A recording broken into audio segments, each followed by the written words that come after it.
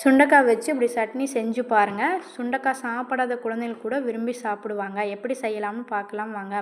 கடாயில் கொஞ்சமாக எண்ணெய் ஊற்றி, எண்ணெய் காஞ்சது 1 டீஸ்பூன் உளுந்தம்பருப்பு, 1 டீஸ்பூன் கடலைப்பருப்பு போட்டு நல்லா பொன்னிறமானதும் தேவையான அளவு சுண்டைக்காய் க்ளீன் பண்ணி கட் பண்ணி சேர்த்து நல்லா வதக்கி விட்ருங்க. இந்த அளவுக்கு வந்தது 10 பல் பூண்டு சேர்த்து நல்லா வதக்கி விட்ருங்க. இந்த அளவுக்கு நல்லா வந்தது ஒரு பச்சை மிளகாய், ஒரு காஞ்ச மிளகாய், 20 சின்ன வெங்காயம் போட்டு வதக்கி விடுங்க. இப்போ தேவையான அளவு உப்பு சேர்த்துக்குங்க. வெங்காயமெல்லாம் நல்லா வதங்கினதும் இப்போ ஒரு தக்காளி கட் பண்ணி சேர்த்து நல்லா வதக்கி விடுங்க. தக்காளியெல்லாம் இந்த அளவுக்கு வதங்கினது ஒரு நெல்லிக்காய் சைஸ் புளி, 1/4 கப் துருவிய தேங்காய், கொஞ்சமாக கொத்தமல்லி தழை சேர்த்து அடுப்பு ஆஃப் பண்ணிடுங்க.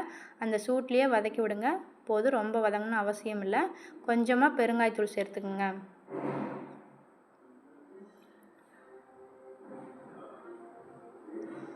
இப்போ ஆறுனது ஒரு மிக்ஸி ஜாரில் மாற்றி அரைச்சி எடுத்துக்கலாம்.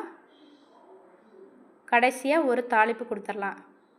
நீங்கள் இந்த சட்னி சுண்டைக்காயில் தான் செஞ்சோம் அப்படின்னு நீங்கள் சொன்னால் மட்டும்தான் தெரியும். ஏன்னா அந்த அளவுக்கு கசப்பு தன்மையே இந்த சட்னியில் இருக்காது.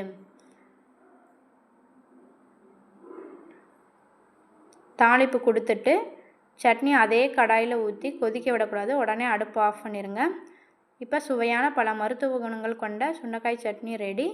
இட்லி தோசைக்கு வச்சு சாப்பிட்டு பாருங்கள், சூப்பராக இருக்கும். நீங்களும் செஞ்சு பார்த்துட்டு எப்படி இருக்குன்னு சொல்லுங்கள் ஃப்ரெண்ட்ஸ். Thank you friends.